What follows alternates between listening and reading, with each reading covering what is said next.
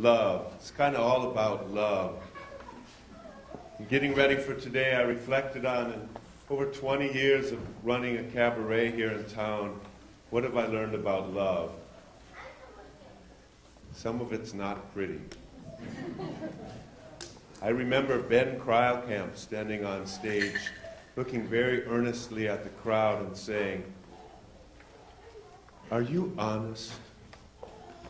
Are you really, truly honest? Or are you in a relationship?"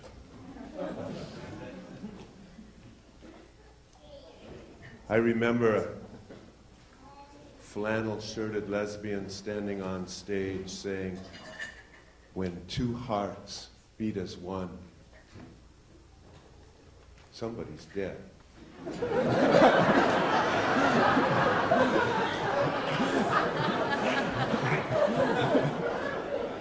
I remember performing Queer Thinking in Belfast, Northern Ireland, at the Old Museum Arts Centre.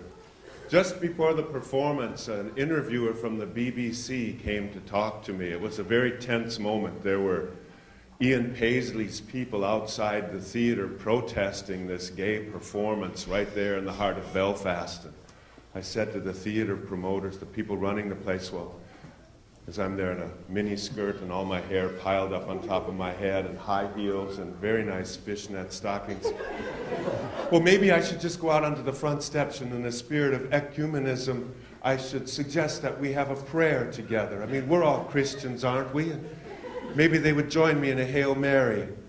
The museum directors did not think that was a good idea, but then I did get to talk to the BBC interviewer. She said to me, "Well, you know, in the nature of what you're doing, I'd really like to talk to you because I think that we all in Western culture suffer from this myth of Adam and Eve.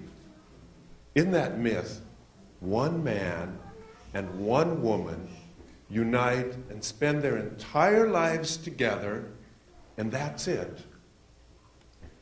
And about 99% of us, maybe more, failed to do it like that. And so we don't feel like we've somehow done it right because we did it our way. But the truth is, the only way to really do it, for me, is to do it my way. And for Mark and Amy to do it their way, in whatever way is uniquely theirs.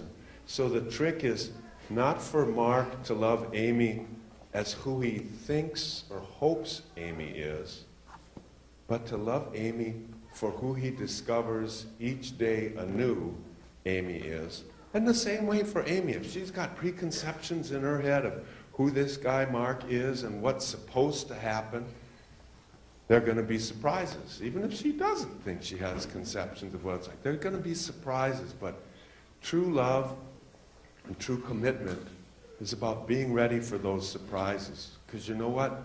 When you're in that euphoric, blissful state of falling and being in love and all the people in the world you know surrounding you, commitment then is easy.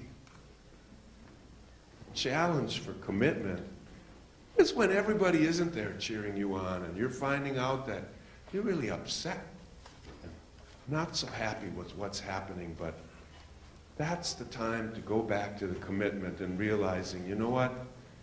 I did not enter into this with, as my friend Keith Hennessy said, the expectation to upgrade at some future point.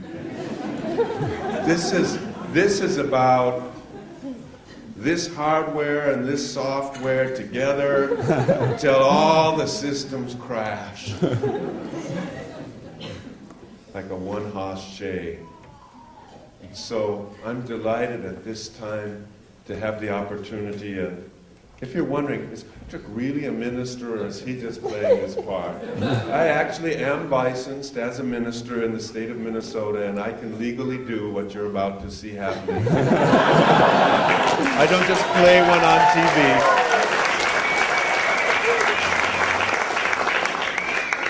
And although I've spent years improvising, Amy and Mark have given me a script, and so I'd like them to stand up here on either side of me.